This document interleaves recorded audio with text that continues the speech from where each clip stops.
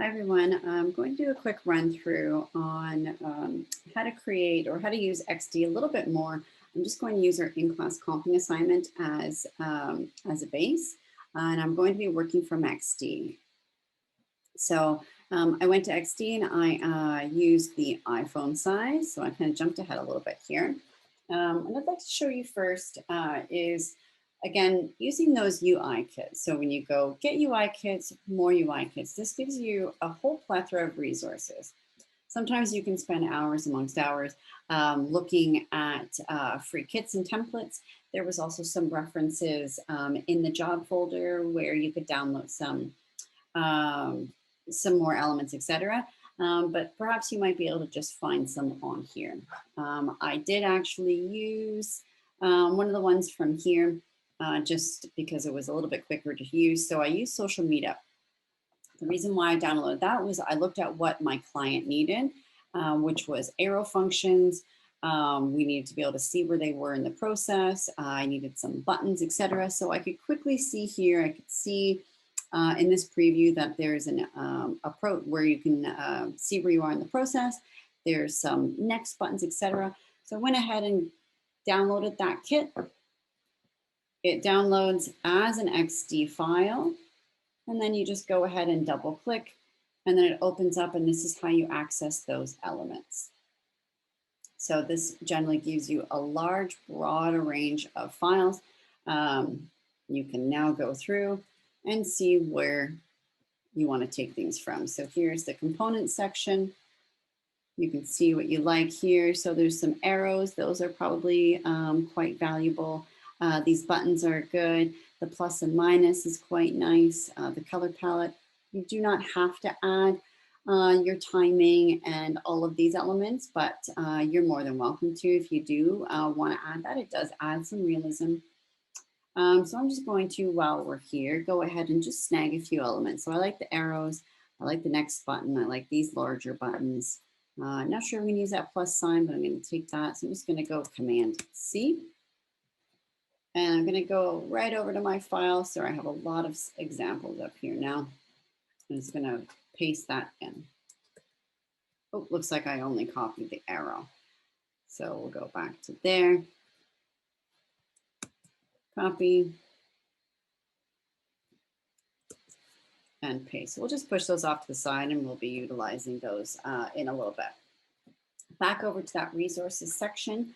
I'm going to look for those little dots where I would like to be able to use so I can see where we are in the process. So I'm just going to Command Shift G to ungroup all these elements. And I'm just going to go ahead and I'm going to take that copy. And you know what? I actually like or take those shapes and I like how this copy looks. So I'm going to steal those as well. So again, Command C to copy and back over to my file and Command V. So now I've got a few little elements that I can already start to work with. So let's start to build some items up. So say I want to have an image here, but I like it to be kind of like a random shape. So I'm going to use my pen tool. The pen tool works a little bit different than it does in Illustrator. So it might take a little bit of getting used to, but again, it's really just the same. So if I click and then I click and hold, I get those little arms up. Again, click and hold and click and hold. So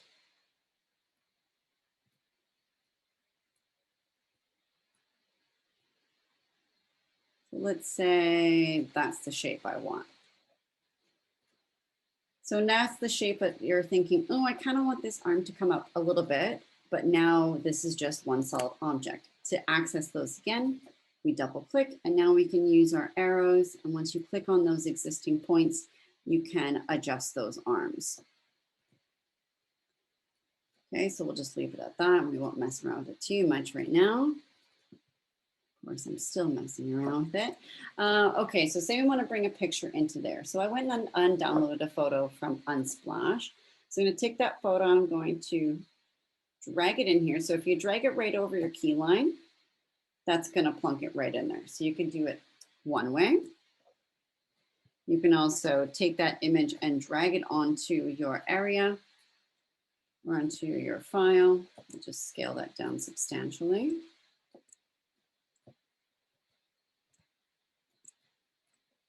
Okay, now we're going to place it on top or around where we need that shape. I'm going to click and drag. So I select my random shape and my image, and I'm going to right click and I'm going to say mask with shape. So now it's in there, but now it's not really placed exactly where I want. So I just double click and I'll say move this over. And I'm pretty happy with the way that looks at this stage of the game. If you want to go and readjust your shape, you can select, right click, go ungroup your mask. And now I can double click that shape again. And I'm going to just make some further adjustments, say.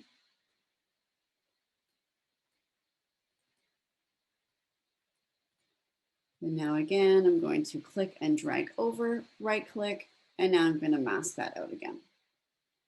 So looking at our home screen, what do we need first? We need text that says create your account. So I'm just going to go ahead and use this. And then we also have some subtext. So I'm going to go ahead and use this. So I'm just going to copy straight over from the supplied text and I'm going to paste. And then again, copy and paste. So you can see that little red dot means your text has been cut off. So we can open up that image a little bit more. Our smart guides really help us out here to place things dead center. So I'm liking the way those two sizes work. And now we need to look at what else we need to include. So we're looking back at the brief. What do we need? We need to include illustrations. Okay, that's good. And now we need a clear way for users to get to the next screen with an arrow function. So we can either use an arrow to get to the next screen. We could potentially use a next button if we'd like, but I think maybe just an arrow works. So as you can see, this has now been placed in here as a component. So if you need to utilize that anywhere else, you can. And do that. You know what? I'm actually going to put it in a nice round button. So I do not want a border, but I want my fill to be, I'm going to just say, we'll stick with this pink color palette. Command Shift square bracket to send it to back. And now we're in our button. I'm going to double click that and I'm going to go and change that to white. So that button, I'm not totally happy with the way that's looking, but just for the purpose of today, we'll leave that as is. So that would be our next, or actually, you know what, I don't really like. Let's just go ahead and put next on there. And then we're going to use these little circles, and these are going to show us where we are in the place. They disappear quite a bit on here, so I'm just going to zoom in. And I'm going to adjust the colors. So I want my fill to be, just going to go ahead and add this color. Nice. Whoopsies. Let's just make a little box. That's linking up there, sorry. Box. I'm going to press I, or you can use your eyedropper, and I'm going to hover over that to create that, get that pink color in there. Don't want a border. And now we Command Shift drag, click the letter I, and drag that over that pink again. Now let's find another color here. I'm just going to go to my fill, and how about we a nice dark green, or actually, how about we pick up a bright yellow tone. Actually, I want to change the color of that one. Alrighty. So now we can decide what color we would like these. We can either, now I'm going to highlight those. Sorry, I'm going to add them to colors. I just realized I was clicking styles. That's why that wasn't working previously. I'm going to hover over those. I'm going to drag across those, and I'm going to make them all, let's just say that yellow color. So you can do these a couple ways. I'm going to make them that solid. There's not enough contrast there. So that's a good gauge for colors. If you want them to be all the same, but maybe a screen back tone, You can go ahead and make them that color, but when you click on your fill, I'm going to change this to say 50%. Always adding enough contrast to make sure it's very clear. I think that looks much better. And we'll just leave that screen as is, or where it's at right that. So now we have our next button. We are showing where we are in the process. We do need a book now button. So I'd like that book now button to be quite large because that's our big cell feature. So I'm going to change this to say book now. And I'm going to change the color of that to, let's make that, oops, let's make that yellow. That was grouped up, so that was changing the color of everything. That's what happened there. Okay, so we're moving along here, folks. I'm going to drag across those 3 dots. I'm going to group. And I'm going to group that text with this button. This one's already grouped, so now I'm going to click and drag across all of those elements. And I'm going to center them up, make sure we are centered on our screen. Get a little nice spacing here. I'm not really a big fan of that color. So, okay, so that's pretty good for this stage of the game. Next, I think we should maybe add an arrow so we can go back in the process. Looks like we might have deleted that back button. So we can just go straight back to here. That's why it's nice to keep all those little babies open. Let's use that darker version. I'm going to just take that and I'm going to Command C to copy. Jump over here and Command V to paste. And oopsies. Like that, and I'm going to drag that into the right spot. So now we go ahead and decide to build out our, other pages. We can use this as our guides. I'm having some problems with that, but that little arrow there. There we go. Bring that to front.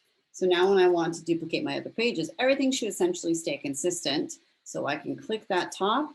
I'm going to Command Shift. Oops, I'm going to Option Shift and drag. I always mix those up when I speak them. Now essentially here, maybe I want to change the shape. If I'm on screen 2, I'm going to adjust these buttons now. So now this is going to be my 100%. This is now going to be my 20%. And now this is going to say, choose a trip.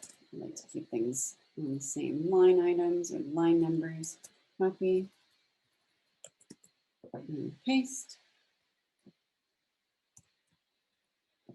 Okay, and now we're done on this second screen. Again, I would change the color, etc. I just realized we will not have an arrow on that first screen because we can't go back any further, or we can't go back further from where we started, but we can certainly keep it on our second, third, and fourth pages.